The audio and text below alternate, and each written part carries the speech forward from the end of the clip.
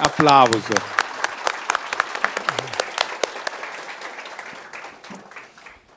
Boa noite. É bom estar aqui com vocês de novo. Hoje nós vamos para as metáforas nos entregam a idade, né? Nós vamos para o lado B do disco. Não é porque esse lado B, né, para quem conhece um disco, sabe quando os discos tinham dois lados, né? Enfim, por que lado B? Porque a gente falou muita coisa sobre a adolescência, certos encantos da adolescência, certos mecanismos, e ficou para trás algumas questões que não são menos importantes, não são menos interessantes, só são um pouco mais pesadas, né? A gente vai falar hoje basicamente de violência e de drogas. Então, lado B, né? Não é um assunto tão divertido, não é um assunto tão...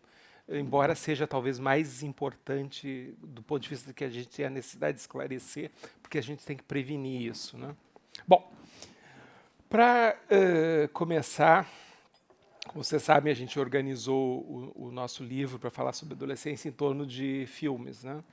Eu vou trazer para vocês um filme que pode parecer paradoxal, que a gente tem incluído num livro sobre adolescência, o filme Laranja Mecânica. Né? Alguns vão dizer, não, peraí, o que está acontecendo aqui? Que é um filme sobre sociopatia, né? Calma, eu chego lá. Eu explico para vocês por que eu acho, qual foi o motivo da nossa escolha, por que ele se encaixa nisso, né? Que tipo de interesse, que tipo de coisa que ele nos revela e consegue nos botar a pensar. É um filme, o filme e o livro, tem obras assim que tu não sabe qual que é mais genial, se é o filme ou o livro, né? São duas obras absolutamente geniais. É um filme o livro de 62, do Burgess, e um filme de 71 do Stanley Kubrick, né? De que se trata? Os dois criaram um universo distópico numa Londres futurista para falar de uma gangue adolescente.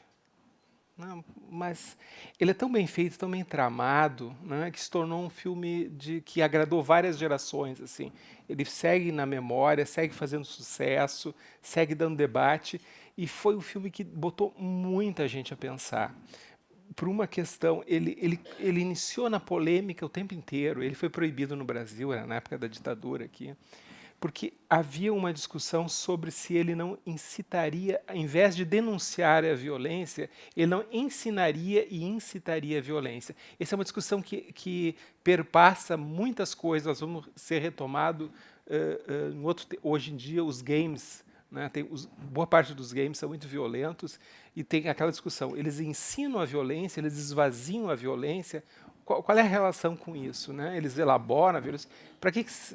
Como é que a gente toma isso, né? Então, o filme foi uma espécie de primeiro laboratório dessa grande questão sobre se a cultura ela pode ou não incitar a violência. O próprio autor entrou no debate, e é tão interessante que o autor do livro, Burgess, brigou pela ideia de que o livro é uma denúncia e nos faz a pensar. E no final da vida, ele mudou de ideia, achou que sim, talvez pudesse incitar a violência. Mas que é tão complexo o tema que o próprio autor do livro vacilou sobre isso. O tema é o seguinte, então, qual é o núcleo central? Nós temos são 4 adolescentes que usam a noite para passear, se drogar e fazer violência com uma espécie de... são estetas da violência. Eles saem para a noite para fazer bagunça, para vandalizar, para bater em alguém, para estuprar uma mulher. Eles estão dispostos a qualquer tipo de farra sádica, assim, que eles encontraram. Nada muito planejado, assim. Vamos para a rua, vamos para a noite e vamos ver o que acontece e como é que a gente pode barbarizar. Então é uma distopia perfeita, assim, né? Como é que alguém passou na ideia de fazer um filme sobre isso? E como é que nós nos engatamos tanto num filme sobre jovens violentos? Bom,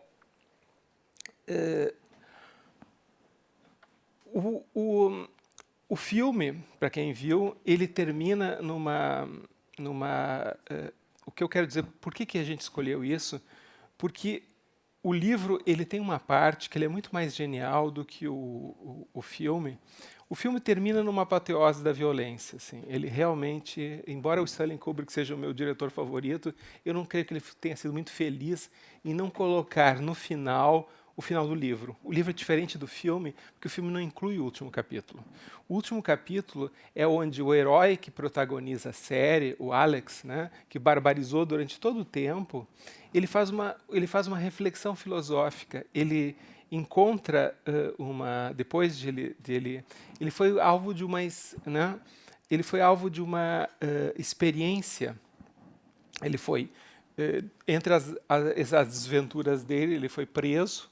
Né, dentro da prisão, ele cumpriu um pedaço da pena e trocaram a pena dele por um programa de dessensibilização da violência, que na verdade era uma espécie de behaviorismo básico, assim, de comportamento aversivo. Então, ele assistia cenas de violência enquanto algumas drogas lhe produziam mal-estar. Então, ele associa a violência a um mal-estar físico, ele fica inibido como é que se diz, de ser violento. Né?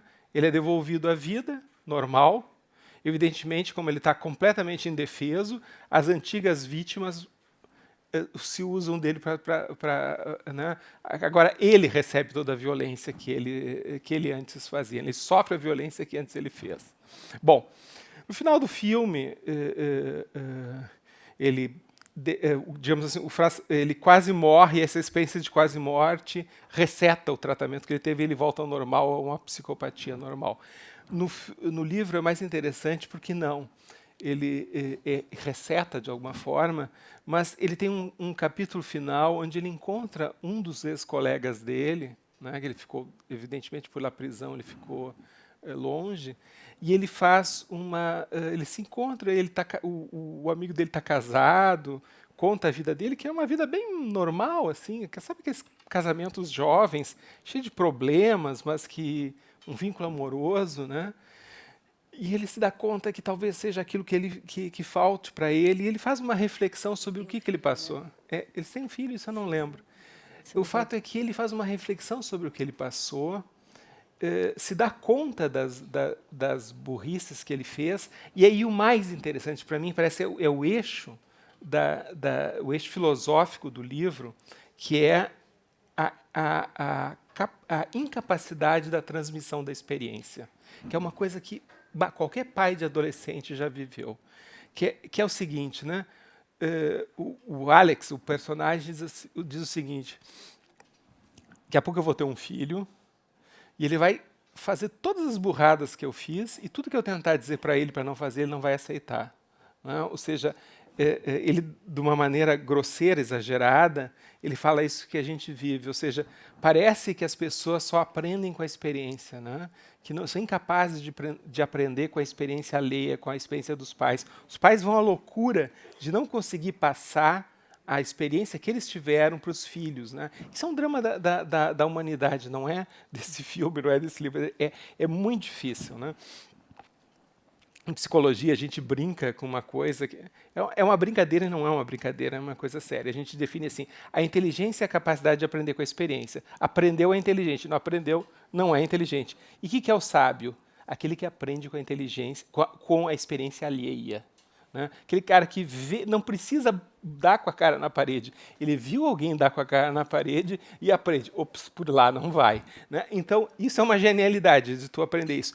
O Alex não acreditava nessa genialidade. Para ele, o mundo está as pessoas são reduzidas a aprender com as suas burradas, assim, numa espécie de é impossível transmitir a experiência vivida dos pais. Ou seja, os pais não conseguem ensinar os filhos, né? Então você passa por uma série de coisas, aprende uma série de circunstâncias, né? E na hora de, bom, eu sou sábio, os filhos não te escutam, né? E aquilo não faz eco. Né? Então, isso dá uma dor. Né? Tudo aquilo que eu aprendi foi em vão, só serviu para mim, né? Não vai adiante. Então, por isso que, ao nosso ver, essa obra ela serve para pensar a questão da adolescência, porque ela é, de alguma forma, uma adolescência na hipérbole, no exagero máximo, né? No exagero máximo do quê? No exagero máximo do uso da violência, né? Do momento que os adolescentes, o grupo adolescente, ele tem momentos, o grupo adolescente comum, normal, de jovens, ele tem momentos de gangue. Né? Quem já foi adolescente sabe. Tem momentos que, para se provar uns aos outros, né, eles fazem coisas transgressivas, roubam pequenas coisas, quebram não sei o quê, e para mostrar para os outros que tem coragem e ser aceito no grupo. Então tem uma série de transgressões. Claro, no filme isso vai ao limite do insuportável, né? As transgressões não têm, quase não têm limite, né? Mas, de algum jeito, se esse filme tocou a tantas pessoas, é porque ele mostra isso, né? O nosso fascínio pela violência, o quanto esse espírito de grupo na adolescência nos captura e nos captura também para o vandalismo, né? Vocês têm que entender, a gente tem que entender que o adolescente ele está vivendo num mundo à parte. Ele não foi capturado pela lógica do mundo adulto. Ele não quis entrar ainda. Quer dizer, ele está capturado no sentido que o mundo funciona daquele jeito, mas ele não aceitou essa regra ainda. Ele está testando, né? Então ele tem uma exterioridade, e essa exterioridade que faz o vandalismo, porque aquele mundo não é dele ainda, né? É um ataque a esse mundo, é um ataque à ordem, é um ataque às instituições, é um ataque a tudo que ele sente que o oprime. Né? Ele vai lá né, destrói aquilo, ataca aquilo, porque ele ainda não acha que talvez seja uma boa ideia entrar no mundo. Ele está, naquele momento, um pé dentro, um pé fora. Né? Então faz parte essa coisa, essa exterioridade coloca o outro, nós, os adultos, a sociedade, como inimigo. Então, essa questão da violência, da marginalidade, da delinquência, faz parte da adolescência nisso. Né? Dá um exemplo que talvez ajude a gente a pensar essa lógica, embora não estou dizendo que isso seja um comportamento adolescente, mas a lógica do pichador. Né? O pichador, o que é? É um sujeito marginal ao sistema, marginal às inserções sociais, ele vai e vem na cidade e faz a sua marca. É mais ou menos essa questão né? Ele vandaliza, porque a gente não quer aquela marca, não gosta daquela marca que ele tem. Aquilo que ele tem para nos dar, a gente não quer, não recebe de bom grado, certo? Mas ele precisa fazer uma inscrição lá. No adolescente tem algo paralelo com isso, entende? Ele precisa de uma inscrição, ele está fora e ele vai lá fazer a sua pichação no mundo. Né? Vai fazer alguma coisa que a gente não gosta e que deixa alguma marca dura. Enfim, mas tem o Laranja Mecânica tem uma outra questão que eu acho que eu vou deixar uma deixa para Diana, que tem uma outra questão que é bem importante que o filme nos traz, que é, se a gente for ver, apesar de toda a violência do filme, a maior parte é de uma violência às mulheres. Né? O século XX foi um século de deslocamentos para as identidades masculina e feminina. E não é fácil abrir mão de certas coisas. Né? O que é ser homem no começo do século XX e no meio do século XX é uma coisa completamente diferente. Né?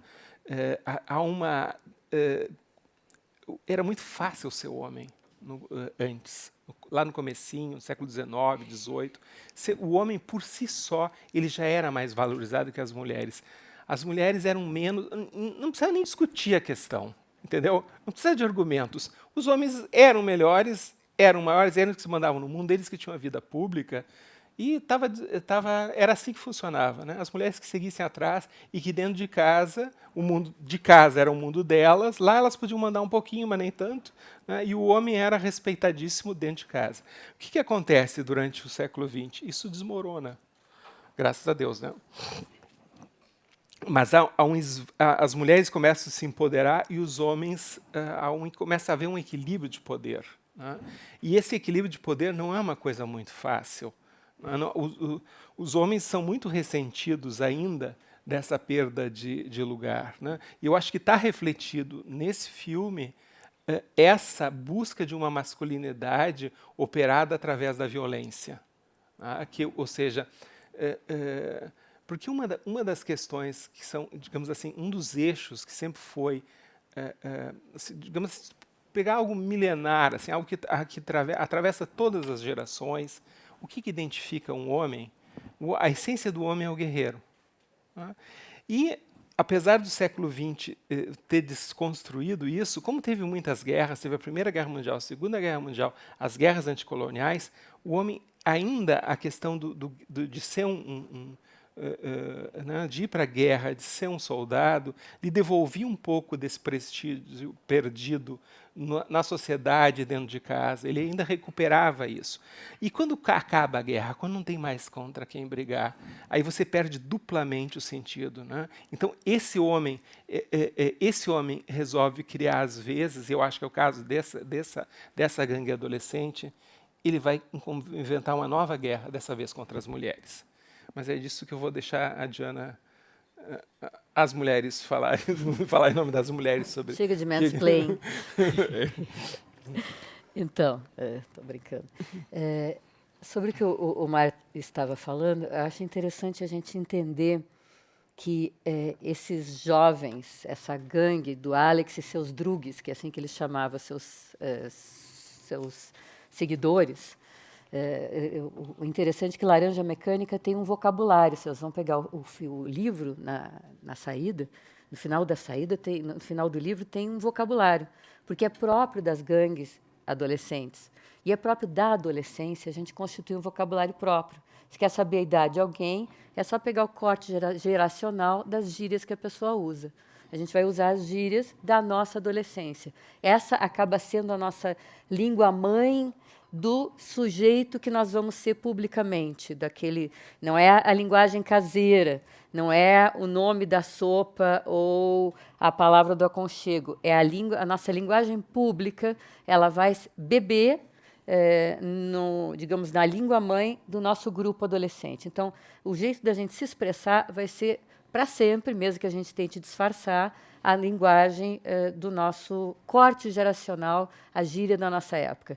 E o Alex e seus drugues falavam uma língua que eu não me lembro o nome, que o autor criou, e eles têm essa coisa de ser uma espécie de pequena pátria temporal.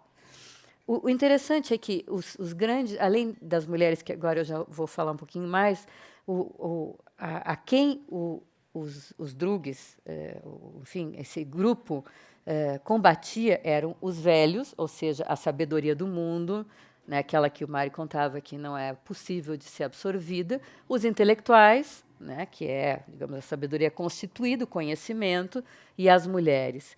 Quando a gente fica sem um lugar para ser, sem um assento simbólico, sem um espaço de referência, sem uma capacidade de elaboração, que é o recurso simbólico que a gente herda e faz com aquilo um instrumento para poder pensar e para poder elaborar as coisas, a gente fica fadado a atuar.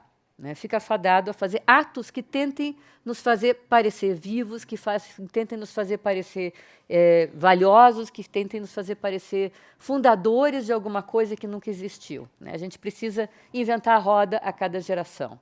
E é isso que muitos adolescentes fazem, e é por isso que a adolescência é tão perigosa, porque ela é fadada a acting out, ou seja, eu vou lá e invento a roda e digo que a roda nunca existiu, porque a minha roda é tal tipo que nunca foi feita, que roda muito mais, etc. Eu preciso saber que a minha chegada no mundo vai fazer diferença, que eu não sou... Lembro que nós falamos várias vezes sobre o individualismo, né? A minha existência particular, eu, Diana, ele, Mário, vocês, cada um de vocês, tem que ser uma marca no mundo. Não pode ser um a mais, um elozinho qualquer de uma engrenagem que vai continuar rodando até a gente virar pó de estrela. Nós temos que ter uma razão de existir. E isto faz com que a gente queira ser, como a gente vinha dizendo, original e negando ser originários de alguma coisa. Bom, esses acting outs têm como forma mais importante de aparecer entre esses jovens o ódio, a guerra contra as mulheres. Né? Esses jovens, que nós chamamos no livro de guerreiros sem bandeira, juntaram os farrapos dos uniformes machistas dos seus tataravós, e com eles costuraram uma bandeira de coisa nenhuma, destinada à sua cruzada contra as mulheres. O filme, para quem viu, sabe que tem várias cenas de estupro explícitas, e o livro tem ainda um abuso que o Alex faz de 2 meninas de 10 anos que ele recolhe num lugar, droga e abusa. Isso o Kubrick fez a gentileza de não colocar no filme. E o Bar Korova, que era o lugar onde eles se preparavam para suas noitadas, é uma joia estética e do absurdo do machismo, né? É um bar todo decorado com corpos de mulheres de louça ou acrílico, manequins, né? As mesas são mulheres, não é de 4 porque elas estão assim, né? Então, ao contrário, né? Então, a gente pousa o nosso copo sobre a barriga de uma mulher. E o que eles bebiam era leite adicionado de drogas estimulantes, ou o que se quisesse, né, o cardápio era variado, e esse leite com drugs era tirado de manequins também, que jorravam esse leite pelos seios. Né? Então, não é só uma situação abusiva ou escrachada de sarcasmo, de sei lá o que, com as mulheres, mas também com a figura da mãe. Né? Essa figura da mãe vai ser para sempre, para homens e mulheres, a figura do poder feminino mais assustador. Se a gente tem muito medo do poder público das mulheres, mais medo nós temos porque a gente conheceu muito bem o que é o poder de uma mulher desde bem pequenininho. A gente dependia dela para comer, a gente dependia do olhar dela ou de olhares derivados do dela para caminhar. Né? Vocês lembram como é que uma criança faz um só, né? A mãe para na frente, ou alguém que ocupe esse lugar materno, olha a criança nos olhos e diz, vem. E ela vem, pendurada nos olhos. Do mesmo jeito, sabe como é que uma bailarina para? Como é que uma bailarina não cai? Ela fixa um ponto. Ela gira e fixa o ponto. Ela gira e fixa o ponto. Esse olhar materno, a gente dependeu dele para existir. E essa dependência, a gente tem raiva dela pelo resto da vida. E essa é uma das razões de tanta hostilidade com a mãe e com a mulher e de tanto medo do poder feminino. Mas tem mais razões para o medo do poder feminino, que essa masculinidade ressentida de que o Mário falava vai se colocar. Né? Por exemplo, enquanto as mulheres estão confinadas dentro de casa e submissas ao poder do pai, esse cara poderia ser um pária, um nada na rua. Mas no momento que ele chegava em casa, ele era um rei. Ele era recebido com os chinelos, né, com o jornal. Né? O cachorro trazia o chinelo e o jornal, e a mulher preparava a comida, e os filhos eram mandados calar. Né? Os filhos eram mandados para os seus aposentos para não perturbar o cansaço do guerreiro, o rei que chegou em casa, mesmo que ele fosse o último dos trabalhadores da limpeza urbana, um sujeito que fez coisas, que limpou latrinas. No momento que ele chegava em casa, se ele tivesse uma família, lá ele era o rei. Né? Então, esse lugar de poder ser rei em algum lugar, no momento que a mulher também sai e que os dois chegam cansados dentro de casa, e ela diz para ele, é melhor você né, acompanhar o banho do fulaninho, porque eu vou fazer o jantar e nós dois estamos cansados. Acabou isso. Né? Ele não é rei dentro de casa. Então, se ele trabalhava na limpeza urbana, e ela também, os dois vão ter que ser né, plebeus dentro de casa. Não tem mais esse lugar de reificação. A Virginia Woolf dizia que a mulher é um olhar que reflete a imagem do homem como se fosse um espelho duplamente. Ele se enxerga 2 vezes a sua envergadura. A Simone de Beauvoir dizia que a mulher se faz de outro para que o homem possa ser um. Então, novamente, uma posição de espelho. Essa mesma posição de espelho que é a posição materna. Então, vejam como as mulheres foram reproduzindo na vida conjugal e na vida familiar, para os seus homens, aquele eterno lugar da mãe. E isso é uma das grandes razões para as quais a gente pense a fúria desses homens que ocasiona essa epidemia de femicídios que nós temos, porque, infelizmente, a libertação feminina causa uma ressaca nos homens mais frágeis, aqueles homens que têm, em relação às mulheres, uma posição de rivalidade, que só compreendem, dentro de uma posição infantil, se veem como uma criancinha, só compreendem a relação amorosa ou o vínculo dentro de uma gangorra de submetido, vítima e algoz, poderoso e submetido. Eles só conseguem entender a gangorra. Esse cara é o estuprador, esse é o abusador, esse é o pedófilo, e esse também é o femicida. É o sujeito que espera da mulher o reconhecimento que ele esperava da própria mãe, mãe esta que ele também temia.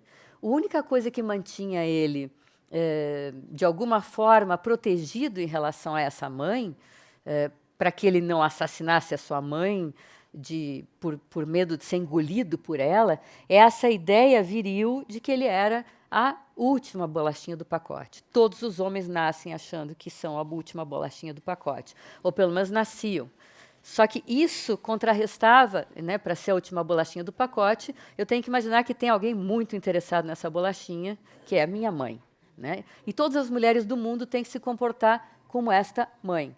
Ser equivalente é um drama para qualquer homem contemporâneo que seja frágil, que não tenha se constituído num processo de saber, de formar algum lugar no mundo, de tentar se estabelecer enquanto um cidadão como alguma referência.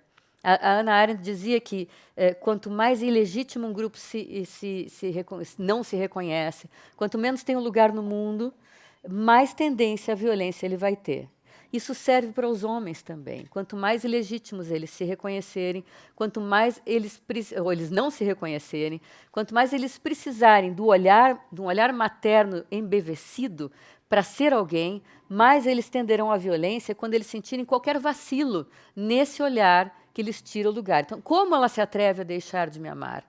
Quem ela pensa que ela é?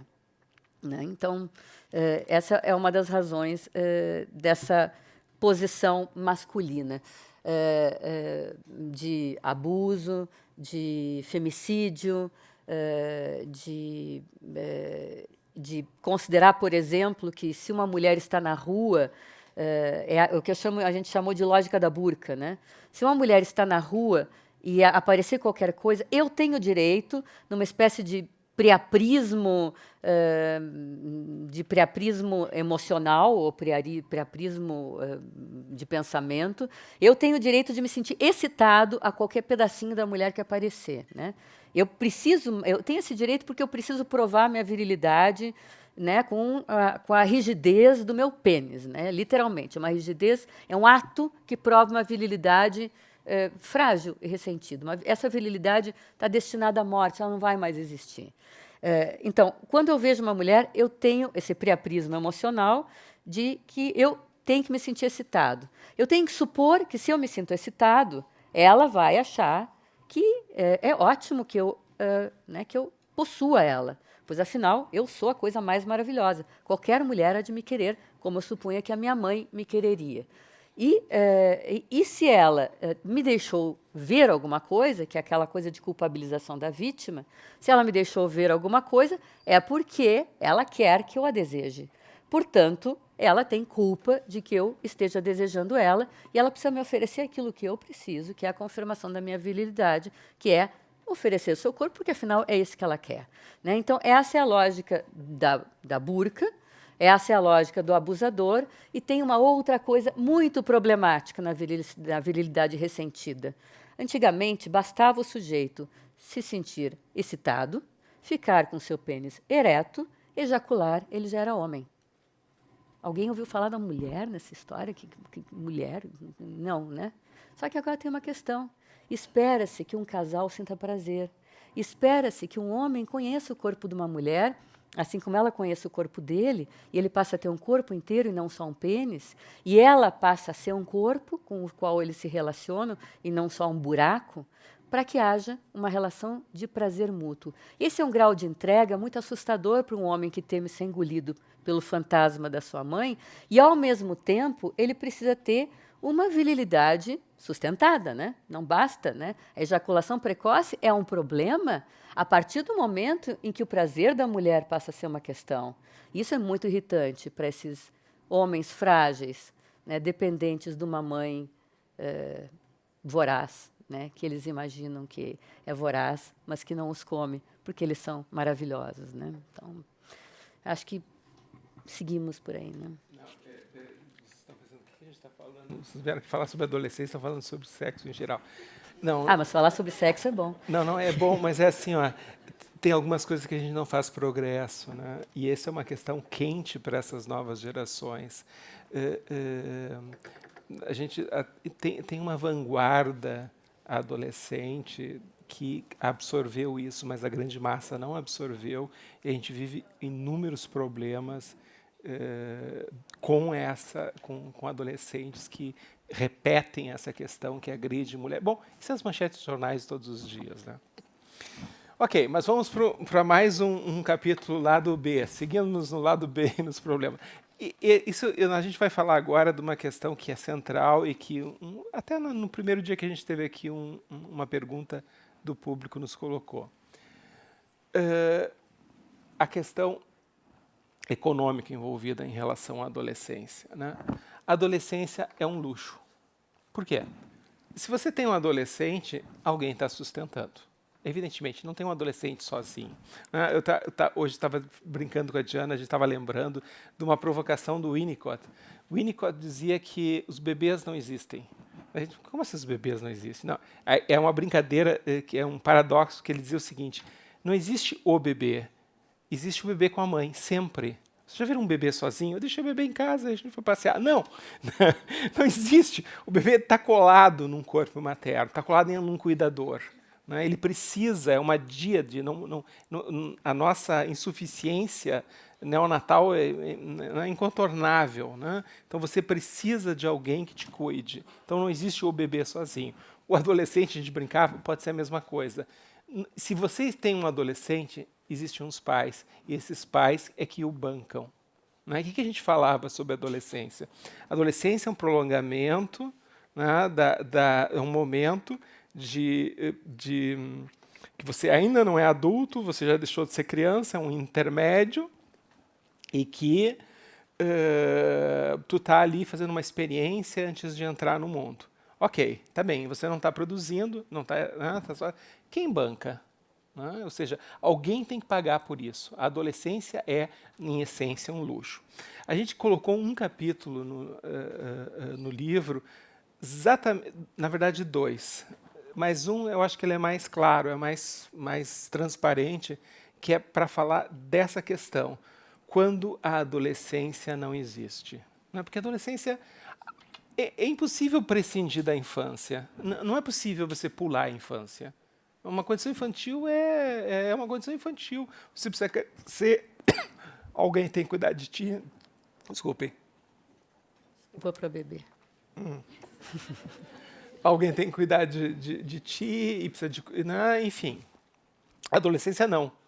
A adolescência é optativa. Você pode não ter adolescência. Você pode pular. Ou seja, na esmagadora... toda a história da humanidade anterior sempre foi assim. A adolescência é uma invenção recente, né? Uma invenção desse século. Você pulava, basicamente terminava a infância, alguns rituais, algumas coisas, puf, caía na vida adulta, né? Não tinha uma cultura da adolescência. Então, ela pode não acontecer. Se não tiver quem banque, pode não acontecer. A gente colocou um filme que eu recomendo muito vocês a ver, chama-se Inverno da Alma, um filme de 2010. Ossos do Inverno é o nome do livro, né? E o Inverno da Alma é o nome do filme. Agora, atrapalhei, desculpa. Mas é um filme maravilhoso com a Jennifer Lawrence. É o filme que lança Jennifer Lawrence, a eterna Katniss. Que fez depois... Ela faz esse filme com 20 anos, é o primeiro filme que lança ela. Né? coisa só de cinéfilo, né? E ela recebe uma indicação ao Oscar com 20 anos graças a esse filme. Né? O filme é simples, é um filme muito simples. Qual que é? É um filme de crescimento do herói, assim. Qual que é o desafio dela? Ela tem 16 anos, vive com os pais, a mãe é catatônica e deprimida catatônica. Tu não sabe, a mãe é catatônica. Não sei se você sabe o que é catatonia. É uma pessoa que está num estágio de depressão tão avançado que ela não reage, não fala, não faz nada, precisa ser cuidado o tempo inteiro. E ela tem 2 irmãos menores. São um casal, no filme é um casal, no livro são 2 meninos, que ela tem que cuidar. Ela é a mãe, né? Ela tem 16 anos e ela é a mãe desses filhos. Ela vive ela se passa nos Estados Unidos, ela vive no interior dos Estados Unidos, no interior pobre, mais pobre possível, e a família dela é uma família de várias gerações de marginais, né? É família de mafioso, bandido. Né? O pai dela, o drama é o seguinte, o pai dela sumiu, não aparece em casa, não sabe onde é que tá faltando dinheiro em casa, não tem o que dar de comer para as crianças, tem que viver da caridade dos vizinhos, que entendem o drama dessa menina, ela leva os meninos para a escola, essas coisas. Até que ela recebe a visita de um funcionário da justiça dizendo que o pai tinha empenhado a propriedade, hipotecado a propriedade, para conseguir a liberdade condicional, para conseguir, aliás, responder um processo em liberdade, né? E que como ele não apareceu frente ao juiz, como ele desapareceu, sumiu, eles vão executar a hipoteca, elas vão perder a casa. Então a única coisa que eles têm, que é uma espécie de sítio, né, onde elas, inclusive, eles tiram a comida, porque eles caçam esquilo para assar, tal grau de desespero de fome, que você precisa assar esquilo. Né? Bom, esse é o drama. Né? Então, o que ela faz? Ela tem que começar a descobrir aonde está o pai, porque o pai tem que aparecer para elas não perderem a propriedade. Então, a questão dela é a busca pelo pai. Só que ela descobre rapidamente que o pai está morto. O pai fez um acordo depois vai se descobrir que o pai fez um acordo com a polícia por delação premiada, a gente conhece isso. Né? E delação premiada, entre mafiosos, você sabe onde que vai parar. Né? Então, o pai é assassinado. Ele é retirado da cadeia, paga uma coisa, né? e o matam. Só que ela tem que provar que o pai está morto, para não perder a hipoteca da casa. Então ela não tem nem tempo de chorar esse pai. Ela tem que brigar pela sobrevivência do que lhe sobrou. Uma mãe catatônica e as 2 crianças. Então ela vai em busca, né?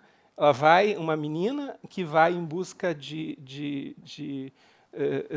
começa a enfrentar os mafiosos que mataram seu pai, mas não é enfrentar no sentido, ela não quer vingança, ela quer dizer assim, ok, meu pai errou, pagou com a vida o seu erro, mas eu preciso do cadáver dele, se vocês me permitem. Essa a questão, né?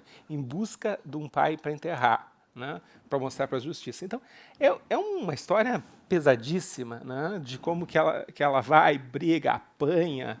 Né? O tio dela, ela tinha um tio que não a apoia num primeiro momento. O tio é mais bandido que o pai, mas depois, no segundo momento, a apoia e os 2 conseguem, de alguma forma, mais ela consegue resgatar o pai. Né? O resto da máfia, o corpo do pai, né? O resto da máfia, principalmente as mulheres, é interessante, né? Uma família de mafiosos, e as mulheres intervêm e dizem, a menina tem razão, afinal, não sei o quê. Então eles devolvem as mãos do pai, eles cortam, né? Vão onde enterraram o pai, cortam as mãos, dão as mãos para ela, para entregar para a polícia, para dizer, ó, a pessoa com as 2 mãos, a gente supõe que está morto. Né? E então ela consegue reaver a propriedade, então ter um final feliz. Né? Mas o que é esse filme? Esse filme é sobre uma menina que não tem adolescência. Ela tá presa. O que é a adolescência para nós? A adolescência é naquele momento da vida que você tem, aos 15, 16 anos, que você tem para se desligar da tua família, escolher um destino, pensar uma profissão, ser diferente dos pais, contestar os pais. Ela não tem essa chance. Não tem. Ela não tem mãe, não tem pai, tem que cuidar dos irmãos. não tem tempo de adolescência, ela não consegue se desligar da herança paterna.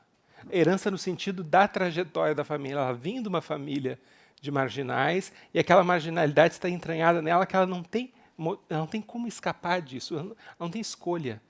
É uma espécie de brete, a vida é um brete, onde você não tem escolha. O que é isso? Isso é uma subjetividade, a moda antiga, século XIX, XVIII, XVII, e lá para trás. Ou seja, tu nasce num lugar, o teu pai tem aquela profissão, tu segue a profissão do pai, herda as coisas do pai, da mãe, e você segue. Tu não tem uma invenção de uma vida nova. Então, ela tem, embora a história se passe no século XX, agora, recente, o que o pai fazia? O pai cozinhava metanfetamina, essa era a especialidade do pai dela. Né?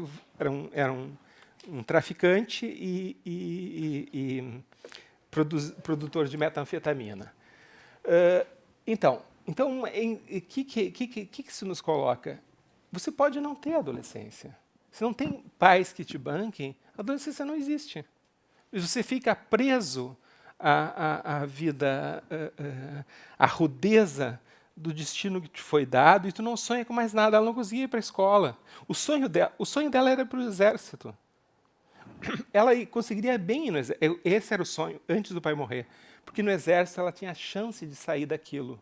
Era um outro mundo, um outro lugar. E ela era muito rude. Sabia atirar, sabia brigar. Então, o exército, para ela, ia ser uma barbada, ia ser um passeio, ia ser um paraíso pela rudeza que ela tinha. Um código masculino de honra e de dureza, ela tirava de letra. Então, o sonho dela era ir para o exército para fazer uma nova vida. Acabou o sonho dela.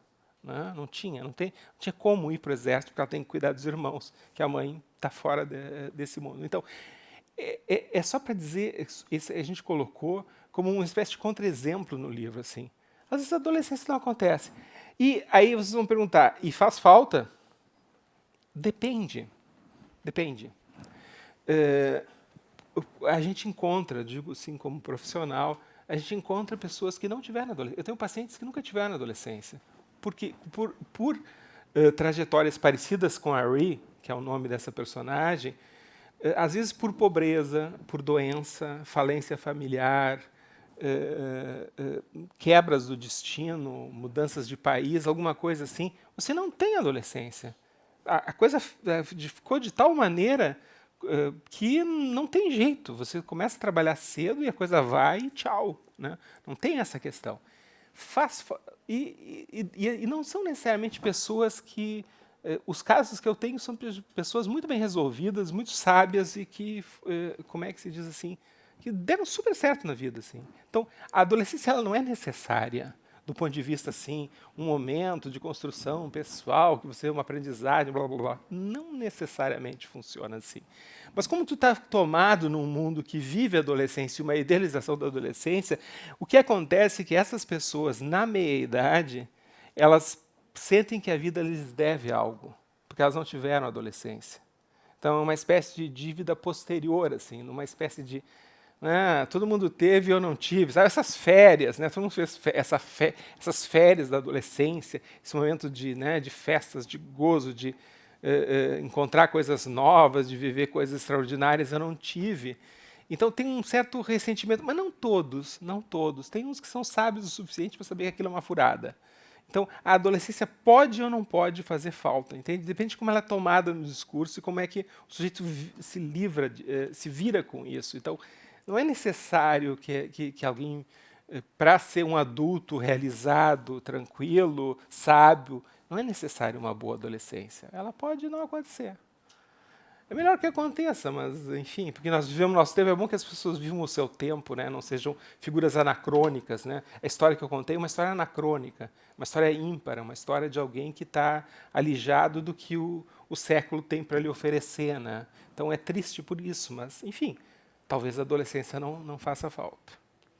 O que Na você acha? verdade, a infância não é optativa. A gente não tem como ultrapassar o fato de que nós humanos nascemos prematuros, digamos, né, precisando ainda de um marsupiais, né, precisando que o mundo seja uma bolsa para...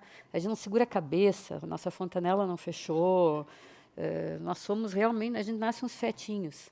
Né, então, e dali, né, uma série de deficiências para desenvolver nosso cérebro privilegiado, e não tem feito muita coisa com ele, mas então, para isso, a gente precisa de um desenvolvimento mais lento e precisa de uma tutela. Então, a infância não é optativa. A gente não tem como não ser criança. Mesmo crianças que vivem numa condição de rudeza, na rua, elas continuam sendo crianças, continuam vulneráveis com as vulnerabilidades da infância. A adolescência é. A adolescência é um construto social. Não é uma condição de ser da humanidade. Né? Então, essa questão da não-adolescência, a gente usa também para que a gente possa entender o quanto a adolescência é uma crença social que a gente tem de algo que a gente naturaliza. Vem a puberdade, vem os caracteres sexuais secundários, então é natural que a gente entre na adolescência. Não. Natural é que a gente seja criança, que a gente tenha uma espécie de brote pubertário e que, a partir daí, a gente tenha uma maturidade sexual e a vida segue. O fato de que a gente tenha estabelecido essa moratória, como a Erik Erikson explicou, que é uma moratória, onde eu contraio dívidas na vida, mas que eu não vou pagar depois. Então, esse tempo é uma paixão social nossa, de que existe essa época onde o sujeito está suposto a se desenvolver mentalmente, onde o sujeito está suposto a poder escolher. Né? Que a nossa grande fantasia é de que alguém vai escolher e vai gozar aquilo que a gente espera que a vida possa dar de melhor. E essas fantasias estão todas colocadas em relação à adolescência. Só que vamos pensar como que isso acontece com aqueles que ninguém banca o luxo de adolescer. A gente já ficou bem claro pela história da Ri, que o Mário contava, por tudo que a gente vem falando, que alguém tem que pagar pela adolescência. A sociedade tem que pagar pela adolescência, as famílias têm que pagar pela adolescência. Esse período em que se fica estudando, criando, aprendendo, sendo aprendiz da vida, né, em que se é estagiário da vida, alguém tem que bancar. Né? Porque estagiário não ganha o suficiente para ser como um trabalhador. Né? Então, ele ou não ganha, ou ganha muito pouco. Ele é um estagiário da vida. Então, esse período de estágio, alguém está sustentando. A sociedade está sustentando, de alguma forma. O que acontece com aquelas pessoas cuja adolescência, assim como aconteceu com a sua infância, ninguém banca, que são os jovens que crescem nos lugares esquecidos pela cidade, com os lugares para onde a cidade varre o seu lixo, o que fica embaixo do tapete. Os jovens que crescem no que a gente chama de favela. Favela tem um nome oficial, que são tão interessante, né, que é domicílios erguidos em aglomerados subnormais. Que metáfora, né, bem dura. Né? Eu queria falar de um filme chamado Cidade de Deus, Cidade de Deus foi escrito, é uma bela obra literária, mas foi escrito em cima de uma pesquisa do Paulo Lins, que era um sociólogo, acho que é sociólogo, não me lembro, mas enfim, um acadêmico, proveniente da Cidade de Deus, ele nasceu e cresceu lá, e ele fez a sua pesquisa toda lá dentro da Cidade de Deus, morando e captando, anotando as frases, anotando histórias, ele foi recolher histórias de vida. E aí ele escreve Cidade de Deus, que é uma Babilônia de personagens. Assim, são muitos. É muito bonito o livro, o cara escreve muito bem. E o Fernando Meirelles pega e faz uma espécie de contração todas essas histórias, porque o cinema sempre tem que dar uma enxugada, porque é uma história, uma forma rápida, e faz esse filme que foi nos representar no Oscar, etc. Bom, o que me interessa em Cidade de Deus, que Cidade de Deus é a história a história de como a criminalidade comum foi dar na guerra do tráfico, e para isso nós teve que entrar a cocaína, e a cocaína faz com que digamos, os mais abastados levem o pior do capitalismo selvagem para dentro dos aglomerados subnormais, ou seja, das favelas. Ou seja, transformaram o que era a criminalidade comum, quase ingênua, no sentido do malandro, o malandro que herda algo digamos, Cidade de Deus vai trabalhar um início, que é quando os primeiros malandros, que se chamavam de bichos soltos, se contrapunham aos otários, que eram os trabalhadores. O que tem aí uma lógica que é muito da herança dolorosa da escravidão, aonde o trabalho não enobrece na nossa sociedade. Sociedades escravocratas não veem o trabalho como uma boa coisa. O trabalho desenobrece, o trabalho envilece, o trabalho te torna menor. O cara que é bacana é o nobre. E o malandro é o cara que rouba essa nobreza, ele usurpa essa nobreza. E isso nós temos assim, os primeiros malandros que vão se transformar nos grandes traficantes, como a gente tem hoje. Então, Cidade de Deus marca né, essa trajetória e tem vários personagens. Esses personagens, vou falar rapidamente de 3 para que a gente possa entender, bem rapidinho. Um deles, e o que mais nos interessa, é o Bené. Nós temos uma dupla de meninos que vai chegar a serem barões do tráfico. Um deles é o Dadinho, que se torna o grande barão do tráfico, e o Bené, que é o seu amigo de toda a vida. O Bené é um cara super legal, é um hippie de coração, como ele se diz, né? É um malandro. Ele é um cara que está nessa história por amizade com o Dadinho, que é seu amigo de infância. Então, ele tem essa coisa da adolescência, que é a amizade. E ele está nessa história não é por poder e dinheiro, como o Dadinho tá. Ele está nisso pela parceria. E o que ele quer? Ele quer comprar uma adolescência para ele. Então, ele pega um drogadinho desses que frequenta o morro, né, que começa a vender, aqueles que começam a vender a máquina fotográfica do pai, enfim, para comprar coca, né? Então, o que aqueles caras descobrem? Né? Que nós não precisamos roubar ninguém, né? Os burguesinhos vêm e nos trazem as suas coisas em troca de, né, levam para o morro as suas coisas em troca de drogas. Né? Começa a ficar um comércio sério, não é mais um roubinho, né?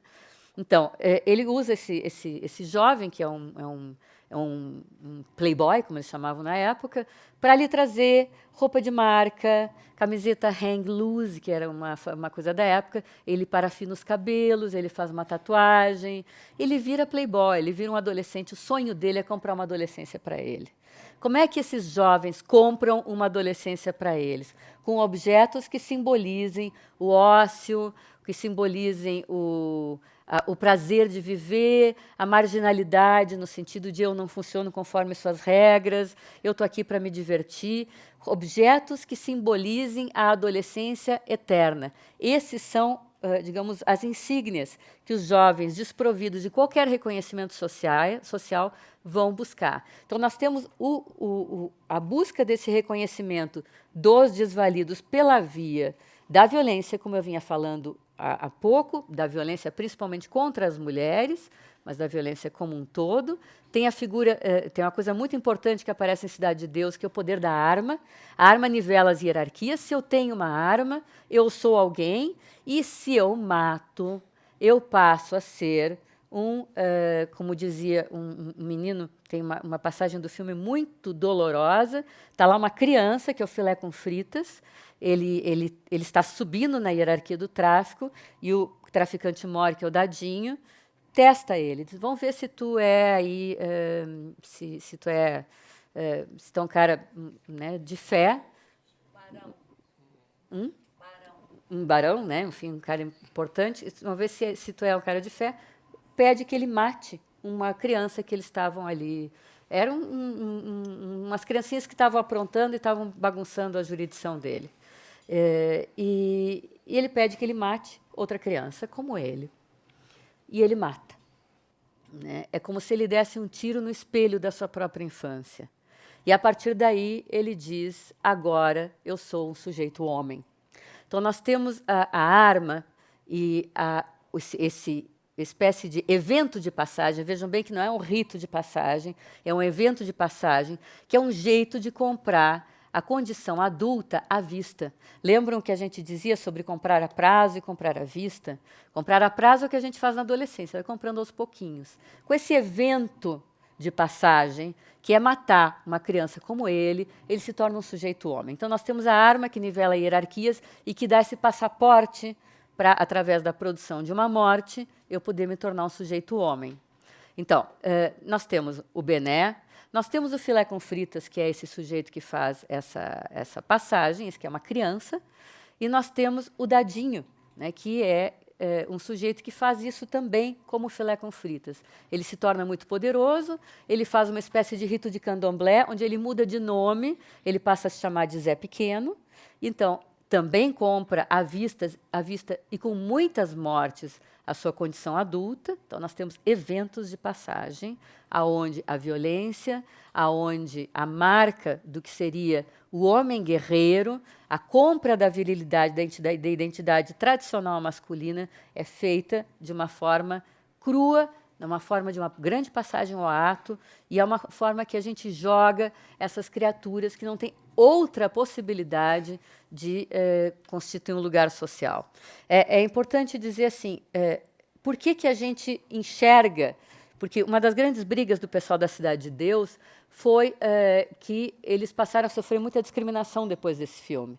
Por quê? É aquilo que a gente dizia a respeito de Kids, é considerar a maçã podre como a representante do cesto.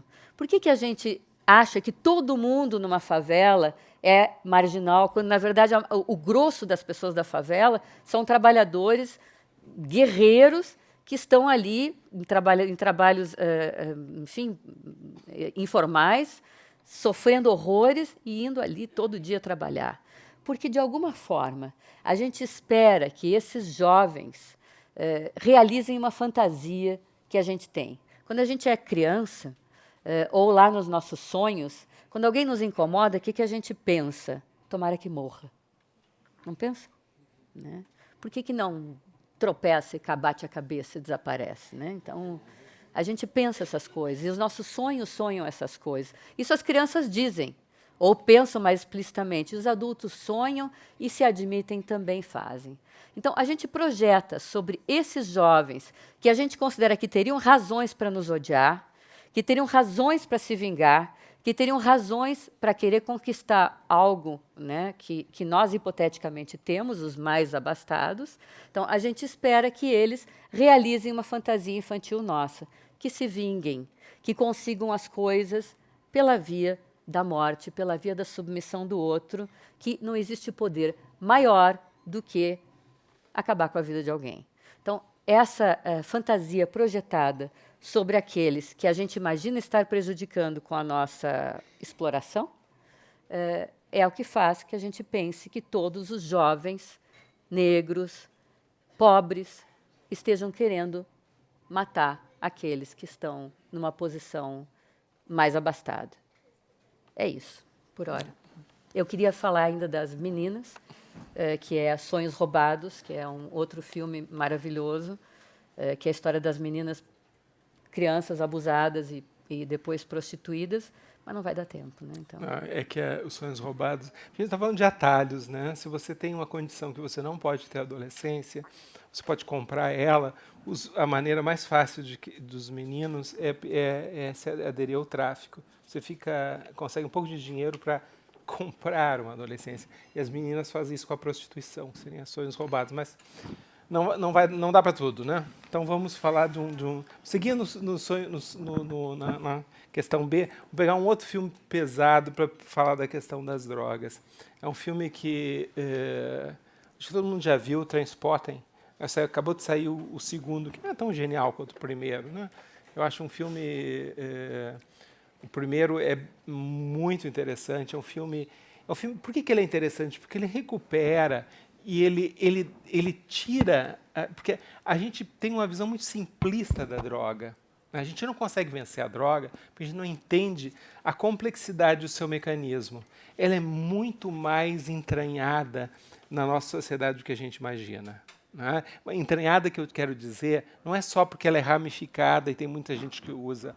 Ela é entranhada porque alguns dos nossos valores, né, de felicidade, de consumo, eles deixam portas abertas para que a gente pense que as drogas possam ser uma solução. É por isso, né? A gente vive numa sociedade bastante drogadita, né, de um ponto de vista de drogas legais e ilegais, ou seja, de drogas ou seja, a crença que você possa ter objetos químicos que te alterem o humor e que sejam um atalho para a felicidade e outras coisas. E Trainspotting é um filme maravilhoso para pensar a complexidade que é a droga, né? Então, é um filme de uma crueza absurda. Ele acompanha a vida de um grupo de adolescentes, de uns amigos, quer dizer, amigos não, né? Porque se eles são amigos, não precisa de inimigos, porque eles criam problemas uns para os outros, né? O filme é maravilhoso nisso. Eles ficam ligados, embora um só enrosque a vida do outro, como é muito comum em usuários de drogas, né? Enfim, tem uma parte, né, tem uma coisa interessante nesse filme, que é a questão da denúncia da psicopatia, né? A questão de ter um amigo psicopata, que tem um psicopata no Trainspotting que é maravilhoso. Maravilhoso no sentido que não podia ter um psicopata melhor, né? Ele é um psicopata dos psicopatas, a essência dele, que é a ideia, o livro desenvolve muito, né? Que você se alia, tu te fascina com o psicopata e costuma se aliar a ele, né, com um laço de amizade, porque tu acha que o poder dele, se tu for amigo do bandido, né, o bandido vai te proteger, ninguém vai, tu é amigo do bandido, o bandido exerce seu poder pela violência, ninguém vai mexer contigo, entende? Então tu, de algum jeito, tu quer compartilhar o poder dele. Então isso é uma ideia comum que a gente cai, só que, na verdade, no filme, né, ele mostra que é exatamente isso que te coloca em encrenca, né? Eles acabam descendo de encrenca em encrenca justamente pelos amigos psicopatas que só te colocam empecilhos na vida e que te colocam em ciladas e, enfim, e a coisa só anda para trás. Acho que estão dizendo que o nosso tempo está acabando. Putz, eu ia falar agora de maconha. Tá bem. Bem, então chegamos ao fim da palestra, é isso? Vamos passar, né? Então. Olha, depois dessa palestra tão contada tão bem, com tanta paixão e humanidade, passamos então para a contribuição do público. Se vocês têm alguma pergunta a fazer, por favor, escrevam essa pergunta e levantem a mão, de maneira tal que o pessoal, nossos colaboradores, chegarão até vocês e poderão levar essas perguntas aos nossos dois convidados. Lembramos que a primeira pergunta é, porém, da internet, né? Tudo bem? Procurem serem objetivos de maneira tal que a maioria das pessoas possam participar. Obrigado. Boa noite. Na verdade, a primeira pergunta é: vocês poderiam falar sobre maconha? Obrigado. Essa pausa aqui. Tem alguns minutinhos para falar antes de começar. Não, sabe o que é? É porque das drogas, a questão que é a maconha, ela é a que mais preocupa os pais de adolescentes, porque ela é mais disseminada, porque ela tem uma questão particular que é a cultura da maconha. A maconha é das drogas a única que é acompanhada de uma produção, de um ethos, assim. Ela tem uma cultura mesmo, né? E isso faz dela uma droga particular. Eu acho que ela é particular até em relação até o álcool.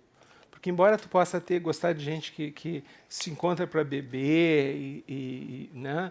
Não tem um proselitismo do álcool como tem um proselitismo da maconha, né? Do tipo, vamos tomar umas e pensar umas coisas que se a gente tomar uma cerveja a gente vai chegar a uma iluminação. Não tem isso. E com a maconha tem, né? Tem uma questão bem a maconha tem algo de querer ganhar adeptos, porque ela é uma espécie de universalista, assim, ela busca conquistar adeptos, né? E circunscrever. Posso fazer um parênteses aqui? Por exemplo, em Trainspotting, nós temos Trainspotting é sobre heroína. E a heroína, ela é o objeto de consumo ideal, perfeito. Se essa ideia de que um objeto poderia nos satisfazer plenamente, esse objeto é a droga do estilo da heroína. Ela produz um prazer terminal.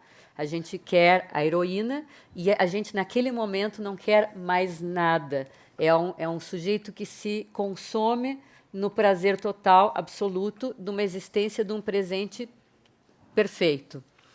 Tanto que Trainspotting vai trabalhar toda essa ideia de por que eu vou viver atrás de todos esses objetinhos se eu posso ter a heroína, que é o absoluto.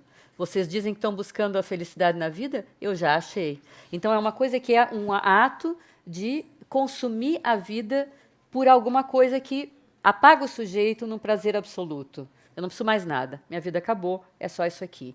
A maconha, por outro lado, ela tem um discurso que é um resgate do discurso romântico, né? Tanto que a gente vai trabalhar aqui no livro um filme que é A Praia, onde nós temos uma sociedade armada em torno desse presente hedonista, desse contato com a natureza, dessa coisa, né, desprovida de fora do consumismo, fora das cidades, dessa coisa easygoing, que é a ideologia da maconha, que é uma das formas da adolescência.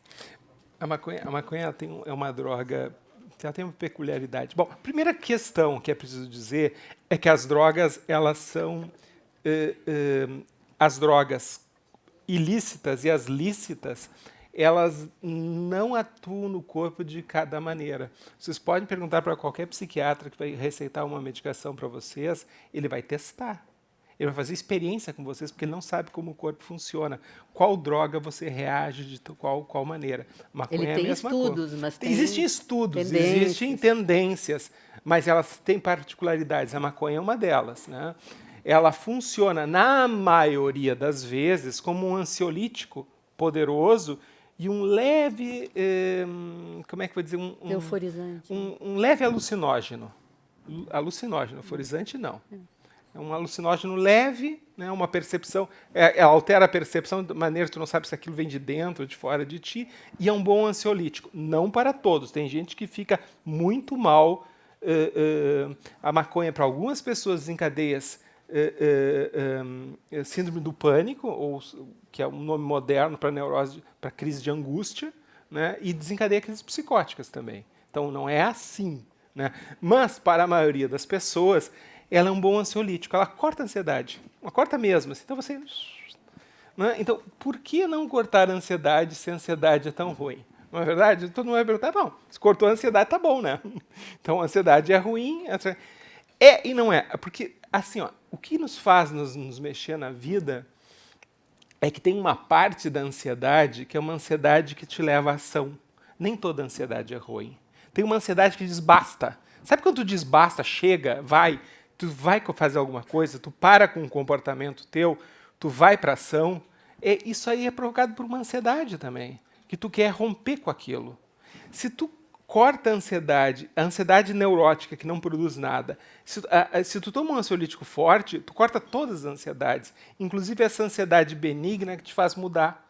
Então, o que é muito comum, o dramático do uso contínuo da maconha, é esse sujeito que fica nesse corte, e como ela não é que nem o álcool, que ela não dá muita ressaca, né, a maconha, o álcool te dá uma ressaca, né, no outro dia tu não consegue beber, tu não pode ficar bebendo o tempo inteiro. Né? A maconha tu pode ficar fumando o tempo inteiro. A ressaca dela é uma ressaca muito curta.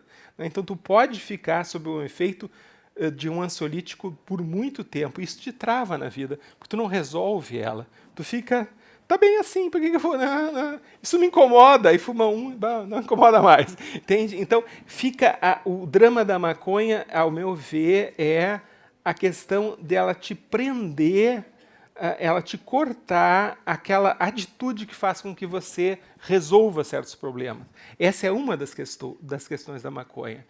Né? A outra é uma questão cognitiva, porque um dos efeitos da maconha é que ela faz um rebaixo da cognição. E você fica, sob o efeito da maconha, você fica que nem uma criança. Sabe aquele assombro que as crianças têm de ter grandes sacações? As crianças têm grandes sacações porque elas estão ali exercendo as grandes sacações. Quando você fuma maconha, você se sente inteligente, não é porque você ficou inteligente, é porque o teu sistema cognitivo ficou rebaixado e tu tem grandes insights sobre o óbvio. Mas não te parece o óbvio. Te parece a genialidade, parece Einstein. né, que tu, peguei! No outro dia tu vai ver a anotação. Quem riu já sabe. Quem riu já sabe. No outro dia tu vai ver, não é nada disso, né? É porque você está numa condição infantilizada, então tudo te parece deslumbrante, tu uau, né? Então é que tu te devolve o assombro infantil. Não é um acréscimo à cognição, é uma subtração da cognição.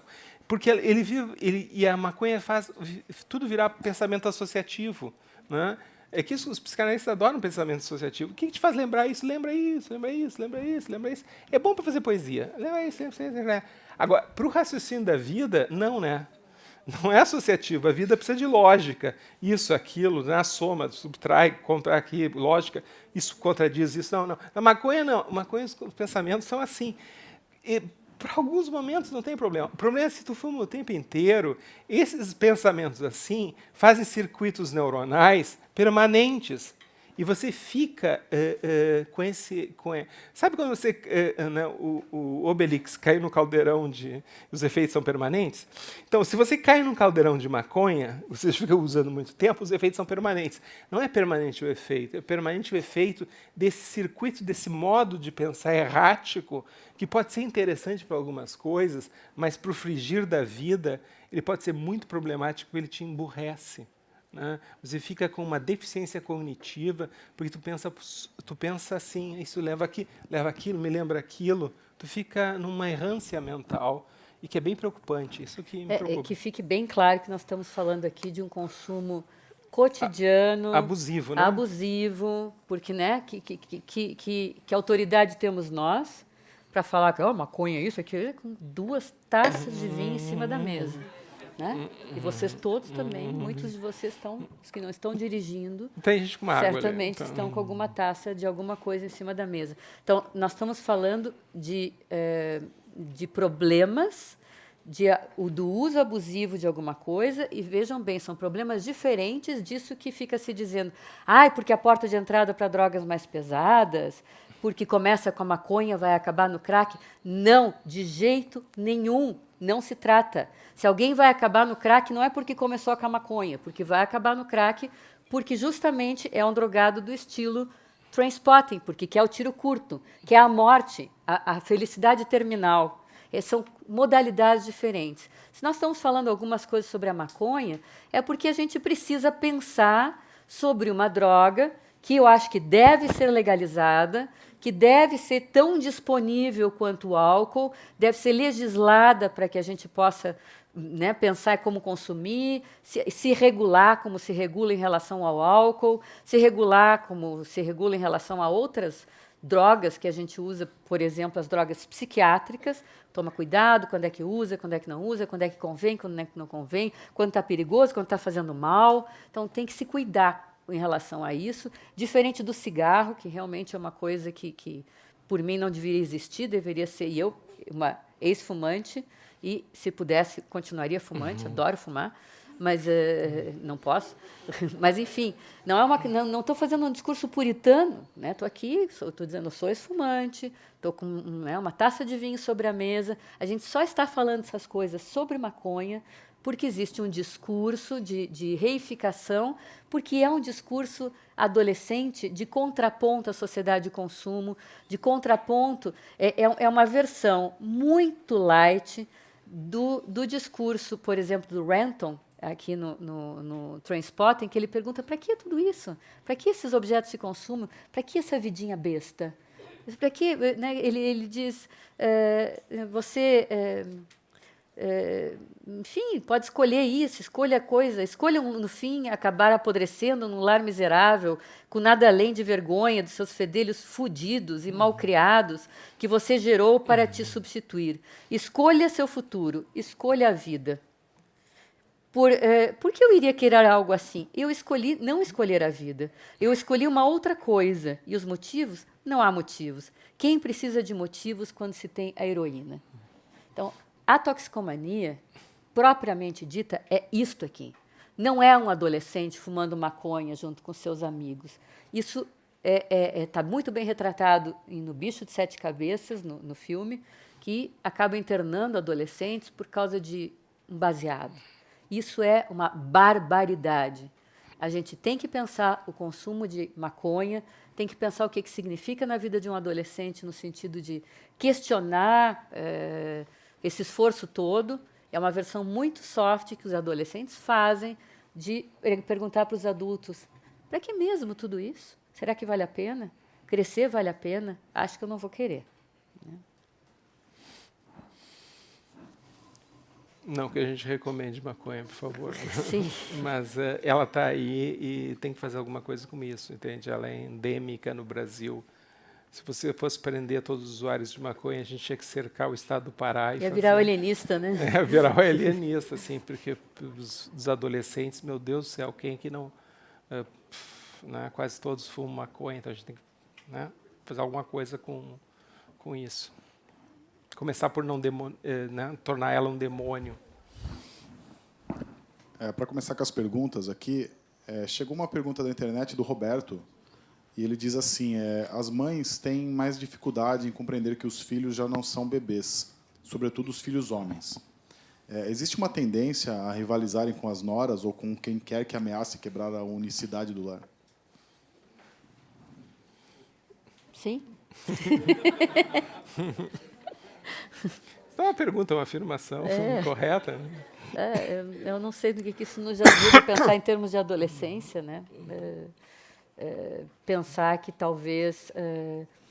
a única coisa que eu poderia dizer é que existe um empuxo dos jovens, se coloca eles, dos meninos, se incentiva a depredação viril, né? A serem predadores, né? Então, as famílias querem que eles comam todas, né? Então, para mostrar que o cara é macho e que eu soube, eu pai, fazer um macho e eu mãe, né? Mostra que meu filho é muito viril, mas que ele, na verdade, só ama a mim, né? Então, a parte que me preocupa é a parte desse amor materno possessivo que pode, eventualmente, ser um tiro do pé das mulheres contra si mesmas, que é de fazer com que o homem não ame nenhuma mulher, tenha uma separação entre o sexo e o amor só com a mamãe, sexo com as outras. É essa parte que me preocupa, né? Então, só. Uma pergunta que chegou do público, da Anitta, e ela diz assim, se vocês concordam que a adolescência está cada vez mais longa, quais as consequências disso para assumir a vida adulta, principalmente na questão de assumir as responsabilidades? Daí cita como exemplo aqui o caso recente da Copa, com os vídeos dos jovens e a moça russa. Enfim, tem razão, é cada vez mais longa mesmo. Tem estudos para efeitos... na Inglaterra, agora se fez um estudo... Pessoal, quando você precisa fazer políticas públicas, você precisa de dados, né? Então, eles lá chegaram à conclusão de que a adolescência, que antes eles achavam que terminava aos 19, vai até aos 24. Eles deram 5 anos para a adolescência. É considerado adolescente na Inglaterra hoje, no Reino Unido, até aos 24. Ela está mais dilatada. O que a gente vai dizer? É difícil entender esse fenômeno. Ou seja, esse fenômeno da adolescência que a gente criou, que a humanidade criou, ele segue em movimento, né? Ele segue em expansão. A adolescência, ela, como a gente diz, era um ritual de passagem, ela foi ganhando um espaço maior e segue ganhando. A gente não sabe onde isso vai parar, não sei quem controla isso, né? Então, de fato, ela está... Eu não acho uma boa ideia, porque eu acho que a adolescência ela fica fora da experiência, entende? Porque enquanto é adolescente, não é para valer. A gente acha que está dando um grande presente para os adolescentes, talvez não. Talvez a gente está deixando eles fora do melhor da vida, que é conquistar a vida por eles mesmos, né? O primeiro emprego, a gente sabe como é bom trabalhar, ganhar, se independizar dos pais, né? Se sair de casa mesmo de verdade. Então, não é bom ficar muito tempo preso aos pais. Ao mesmo tempo que a gente, né, confundindo a adolescência com o consumo de bens e com gozo, a gente deixa de dar para a adolescência aquilo que é para o que ela realmente serve, que é para se encharcar, que é a época de enorme curiosidade. Ela, nesse sentido, ela reproduz alguma coisa da latência, que é essa curiosidade, essa voracidade em relação às referências culturais, a estabelecer uma trilha sonora para a própria vida, um modo de expressão, desenvolver um vocabulário. A adolescência é muito musical, a adolescência pode ser muito cinéfila, a adolescência pode ser muito criativa em termos do movimento corporal, das possibilidades de se movimentar, das possibilidades de estar no mundo, de se locomover, né?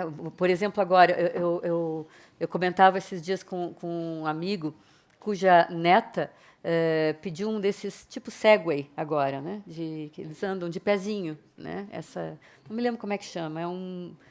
Na época nós tínhamos a bicicleta ou o skate, né? E agora nós temos uma outra mobilidade, um outro ponto de equilíbrio. O cara fica de pé. Como é que chama? Alguém? Desculpe, não ouvi. Overboard, é isso? Né? O cara fica de pé, então nós vamos ter outro ponto de equilíbrio. Vejam bem que as crianças e os jovens inventando um modo de locomoção que significa outro esquema corporal, que é tu andar de pé. Não é nem para frente, nem se empurrando, mas é só jogando com o equilíbrio do corpo. Isso significa uma novidade para nós humanos, um outro jeito de se movimentar, um outro jeito de pôr em movimento. Então, a adolescência pode ser um momento de invenções e um momento de se encharcar de cultura e transformar essa cultura ao mesmo tempo. Tá bem. Então, a gente deixa de aproveitar para isso, né? Tem uma segunda parte da pergunta, que é a questão dos vídeos da internet, sobre a questão da Rússia, é isso? Sim. Mas isso não tem a ver com a adolescência, isso tem a ver com a idiotice. É uma pergunta nós vivemos um tempo muito difícil. Vocês já notaram que não dá para mais chamar ninguém de idiota? O politicamente correto não nos permite muito falar sobre as deficiências cognitivas, né? E existe uma parte porque existem pessoas que têm realmente dificuldade de cognição, porque são genética ou organicamente impedidos, mas existe uma ignorância por opção. Isso que nós temos muita dificuldade de assumir, né? Que tem quem queira não saber, tem quem se orgulhe da ignorância. Isso faz parte da condição humana, né? Sabe aquele cara da turma do fundão, que só quer zoar com a vida, né? Quem acha que isso pode ficar o resto da vida nisso. E esse pessoal da Rússia, que fez aquelas bobagens, é esse pessoal. É um pessoal que não quer ser contemporâneo, está muito... não tem, alguns deles passaram para a universidade, tem um deles que é engenheiro, a vergonha dos engenheiros, engenheiro é uma faculdade difícil, mas tu conseguiu ser engenheiro sem ler nada sobre outras coisas, impressionante. Tem um outro que é um PM de Santa Catarina, também é uma pessoa que devia estar... Tem executivos, tem de tudo. A idiotia é democrática. A idiotia é democrática, então é uma espécie tem a ver muito com a adolescência, tem a ver com a virilidade ressentida. Talvez com a virilidade ressentida seja mais isso, né? Porque o que chama atenção nesses vídeos é que a essência da pedofilia, só o assédio à pedofilia, eles têm uma coisa que é essencial, que é que a vítima ela está em uma posição de inocência e ela seja manipulada sem ela saber do que ela está... Ela vive uma situação que ela não sabe o que ela está vivendo. Claro que não é a mesma gravidade com que aconteceu isso na Rússia, mas estruturalmente é a mesma coisa. É um tipo de abuso também. É um tipo de abuso em que tu põe alguém num lugar onde ele é totalmente inocente e tu abusa dessa inocência. Eu acho complicado essa questão. Assim, não é muito adolescente, isso aí é da idiotia contemporânea, assim, do qual eu tenho a Nina Lemos, que é uma jornalista que mora em Berlim, estava relatando, né, de um bando de executivos brasileiros que na porta de uma boate berlinense se pôs a gritar: vão pegar geral, esses caras aqui são tudo viado, né? E o que esses caras supõem? Que porque eles falam português, então eles desenvolvem uma espécie de código como um grupo adolescente, ninguém aqui me entende, a gente fala em código, então eles falam português, eles podem dizer qualquer coisa que não serão compreendidos pelos outros, né? Então são fiapos de adolescência, mas a serviço da imbecilidade, né? Então Não sei se é adolescência, sei falta lá. de educação. É uma discussão muito longa, né? Uma discussão muito longa sobre uma gap, tem um gap sobre desde que a adolescência se instalou, alguns pais ficaram profundamente atrapalhados sobre como que é educar um adolescente, né? E eles não sabem que valores transmitir, porque tudo mudou, porque eles não estão numa posição de autoridade. Realmente é difícil educar adolescentes. Então, só que a adolescência está acontecendo e esses pais estão paralisados. Então tem muita gente que não recebeu educação de casa. Então são pessoas mal educadas, é só isso, não tem muito mistério. Não tem educação. Deficientes cívicos. É uma deficiência de civilidade, uma deficiência são mal educados mesmo, não aprenderam a viver em sociedade, a ter empatia com o outro, se colocar no lugar do outro, porque tem muita gente mal educada hoje por causa disso, porque os pais não sabem como educar, né? Eles não podem reproduzir o que eles receberam, porque o tempo mudou. Tá, mas tu faz o quê? Eles têm que fazer curso para pais. Pessoas com necessidades especiais em relação a aquisições decivilizatórias. Exatamente. Na verdade, são 2 pedidos aqui que fizeram relacionado ao cinema. Eles queriam que vocês... A Thaisa disse para você comentar um pouco sobre o filme Mãe, com a Jennifer Lawrence, que vocês já tinham citado. Eu não vi. Não viram, então? Qual não, mãe? Mãe. Mãe. Nós não vimos. Ah, não. E o outro pedido era sobre o filme das jovens, que vocês disseram que não iriam falar, mas... Sonhos roubados. Então, oba. Obrigada. Enfim, Sonhos Roubados foi feito a partir de um estudo. A Eliane Trindade, acho que é o nome dela, só um pouquinho. Elaine Trindade, desculpa. Elaine Trindade ela recolhe diários de jovens que foram abusadas na infância. Uma delas diz: com o dinheiro da prostituição eu comprei minha primeira Barbie. Meninas abusadas pela comunidade, meninas abusadas na família e que acabaram tendo alguma pequena passagem pela prostituição. Ela recolhe esses diários, essas meninas constroem uma existência pública e tentam trabalhar uma outra alternativa de vida a partir da construção desses diários. Então, é uma pesquisa, mas é uma pesquisa que, ao mesmo tempo, transforma as pessoas. E ela, então, publica esses diários num livro que se chama Sonhos Roubados. E a Sandra Werneck faz esse filme lindíssimo, onde ela sintetiza algo dessas histórias na trajetória de 3 meninas. O que a gente tem de importante nessa parte do Sonhos Roubados é entender o quanto performances... Lembram quando a gente falava da performance da menina, que ela procura se fantasiar, né? Mas não mais como uma criança se fantasia, que ela sabe que está fantasiada. É uma espécie de blefezinho que ela faz de se fazer parecer uma mulher para poder brincar ou ver como é que ela se sente dentro de uma identidade viril. É quase um cross-dressing, né? Então, ela põe aquelas roupas, ela se vê daquele jeito, mas, ao mesmo tempo, ela não está em condições de circular aquilo pelo mundo externo, né? Então, ela se coloca nessa posição. Muitas meninas precisam performar uma feminilidade que elas ainda não conseguem bancar, e é nesse momento que essas meninas são, digamos, rapinadas pela sociedade pedófila.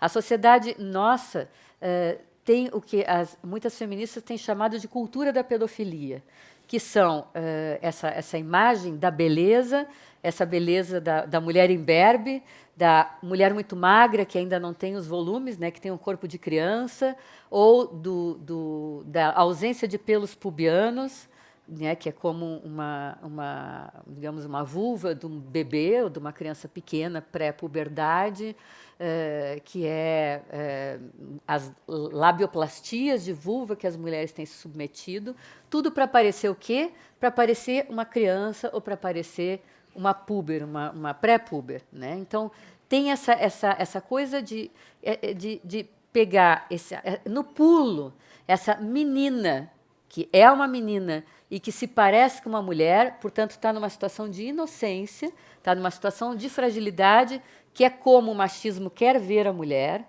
na posição de inocência e de fragilidade que uma criança tem, parecendo uma mulher, né? Então nós temos essa coisa de se vestir como uma, e é nesse momento em que essas meninas são capturadas e ou abusadas na infância, ou levadas a uma trajetória de performar uma feminilidade para ser rapinadas, né? Essas meninas acabam, muitas vezes, usando a prostituição como forma de se apropriar daquilo que é, né, fazer ativamente aquilo que elas sofreram passivamente. Então, eu vou ganhar dinheiro com isso. E para comprar o quê? Para comprar uma adolescência.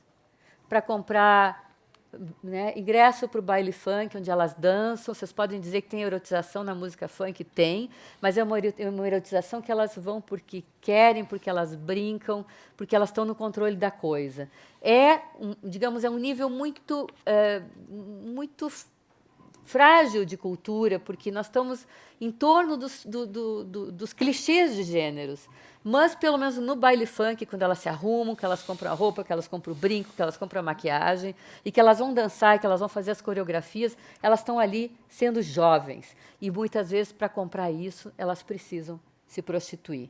Dentro da escala de vulnerabilidade dos mais vulneráveis sociais, as mulheres, as meninas, estão no patamar mais sofrido, porque elas são vulneráveis frente à própria comunidade.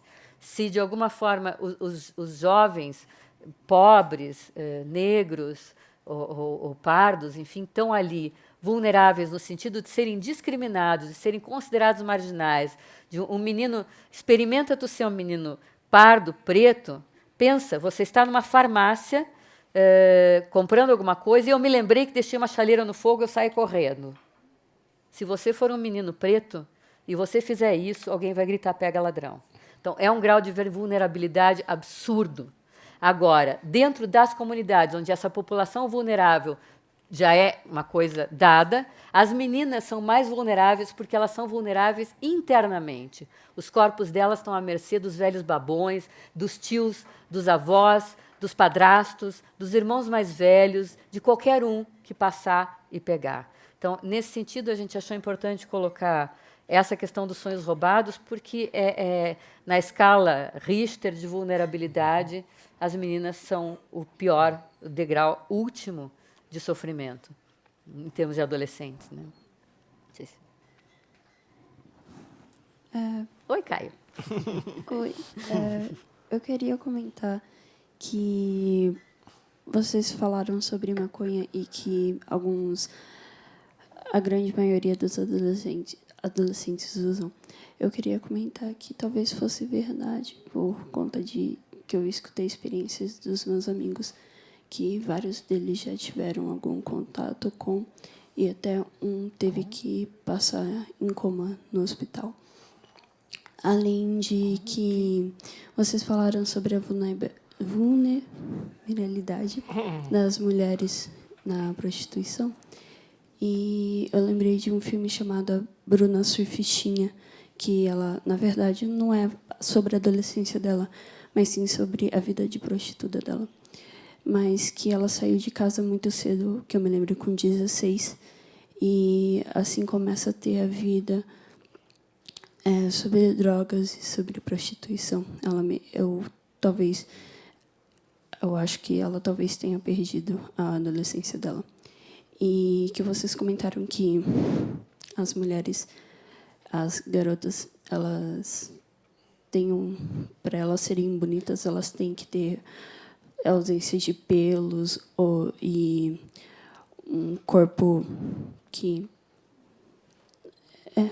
um corpo de garotinha, e que entre os meus amigos e a comunidade que gosta de animes, a gente chama de tábua ou loli. E os rapazes, na sua grande maioria, adultos com mais de 40 ou 30 anos, e também muita parte adolescente, porque agora virou... Os garotos gostam de assistir anime, os adolescentes, são chamados de lolicons, aquele que gostam de ver garotas pequenininhas. e que até no mundo emo, as garotas e também os garotos têm que ter aquela pele de bebê, aquele rostinho de criancinha bem fofinho, que seria a beleza da pessoa, e não a puberdade e a existência de que vários falam que são as falhas das pessoas. Infelizmente, as mulheres são vistas como feias se tiverem pelos em qualquer região. Desculpa, eu demorei para falar. Estou tremendo. Obrigado, Caio, por nos conectar com um tempo que já não é mais o nosso. Enfim, tem um cartoon de uma desenhista gaúcha que se chama Chiquinha. São duas mulheres na sauna e uma olha para a outra, aquela ferocidade que nós mulheres temos umas com as outras quando a sororidade falta, e diz, você não tem vergonha de estar com a depilação atrasada? E a outra responde, não, acontece que eu sou uma mulher e não um bebê com peitos. Então, acho que é isso. Né?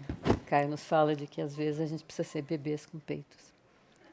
Não, que o Caio estava nos lembrando é o seguinte, né?